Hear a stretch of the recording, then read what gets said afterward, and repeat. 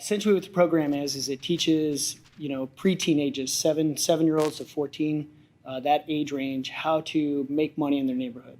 So we'll just keep that short. How that happened was, coronavirus came, economic shutdowns came, schools got shut down, and we're in our house for like weeks, right? So my kids are doing online school, and they're getting done in like an hour to 2 hours. And so instead of laying around on the couch, watching movies, chilling, playing video games, like just whatever they might do, which we did, we did that for the first couple of weeks. And then after that, I was like, man, something's got to change. Like, I don't want like this to be the habit that my kids grew up in. This is not our new world. So then I was like, man, what can we do? So I was like, well, let's go out and figure out a way to make money. So I took them out, and I got the idea of washing cars because my car was like super dirty, and I'm like, wow, we need to wash cars. So I actually took my boys out, taught them how to wash my car, wrote down, made a checklist like of all the points that they need to follow. And I'm sitting there thinking to myself, if this is gonna be repeatable, like you have to create a system for them to follow, right? And so we did that. I took them out. We knocked doors and got some appointments set up, and they went out and washed cars, and they made $90 the first day. Wow. And so then it was like. And how old are these guys? So Dean is 11. He was 11 at the time, and Isaac was 14 at the time. Okay. Yeah. So 11 and 14. Yeah. So they go out and make $90. No other 11. Yeah. Yeah. In one day, and I'm like, you know what? There's something here. I want to teach them how to repeat this over and over.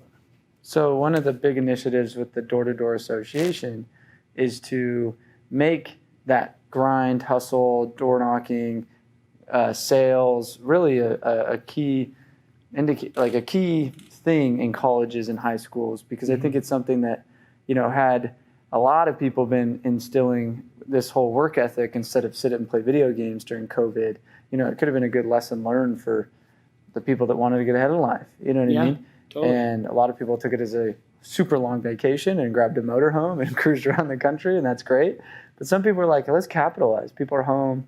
I get to homeschool my kids a little bit more. I'm home. You know what I mean? People are stuck, but it created innovation. So obviously inspired what you're doing now. Absolutely. And so my number one concern was it's the Goldfish Theory, right? And the Goldfish Theory is when you're in a you take a goldfish in a bowl, and it just swims around in circles, right?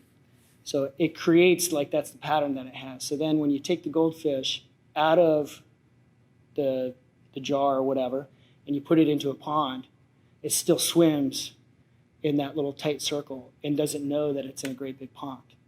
So that's the mentality that I was concerned about, and that I didn't want my own children to fall into. So then that's where the program came in. And then I was like, well, it's an opportunity actually to go a little bit deeper. Yes, I can teach them how to make money and be entrepreneurs, but then let's go a deeper level. This is an opportunity to teach young kids the foundations of leadership, right? Like some of the key characteristics of being a leader, and so that was the idea.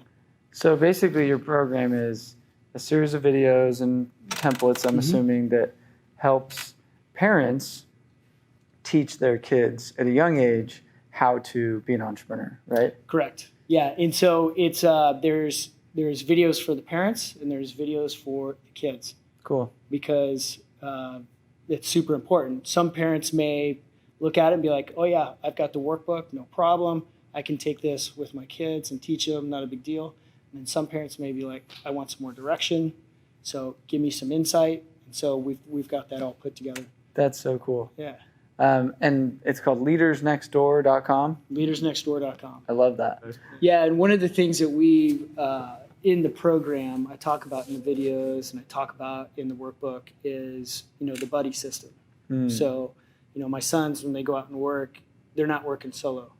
So that's super important to I guess just build that in early. Yeah.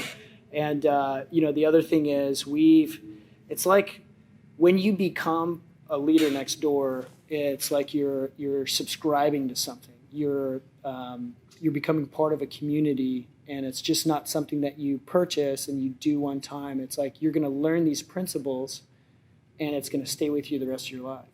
So there's a code, right? There's a code that we have, and we actually have like a certificate that says Jimmy Johnson, will blah blah blah blah follow the Leaders Next Door code, and I love the that. qualities of leadership are, and then it spells out all the qualities of a leader, and then they like sign it, and then they live by that. And That's then cool. The other thing is that part of the program is learning how to be generous. Like, you're going to learn how to make money, but what do you do with the money? That's cool. How do you save? How do you spend? How do you give? And what does all that mean? Because a lot of kids don't really understand. And Wait. A lot of kids or a lot of parents don't understand. Well, just yeah. So here, let me explain the whole deep purpose behind all this. So I thought to myself, I'm like, how can I inspire $1 billion of giving over my lifetime? And initially I thought, well, that's something that I'll just have to go out and make all the money and give it away. And I'm like, that's ridiculous. Like, I can inspire other adults to do that, right? I can inspire other adults to change the way that they look at money or resources, to give and be more generous, right? And then I was like, well, it's easier to actually, influence children with that mindset, and to teach at a young age, because what they're taught at a young age will stay with them the rest of their life. So that's ultimately what the program's about. That's the other deep meaning is, how can I teach people how to be generous? Well, teach people what to do with their money, and then that's what happens. I love it. Yeah. You can't be generous unless you know how to save and have a surplus. You know what I mean? Yeah. And I would way rather be in that position than just always trying to get by or behind. So anyway, anything else that you want to share? I mean, this has been really good. Dude, I think the biggest thing is, like, I mean, this is for everybody. This program is for everybody. The mission is for everybody. It's not just for kids, because if you really think about it, everybody knows someone that has a kid. So you could gift the program to another child, right? And ultimately what happens is we practice what we preach, and we preach what we practice, right? So the OUR and the giving, that's an organization that we partner with. So, percentage of the revenues go towards that organization. That's cool. That's awesome.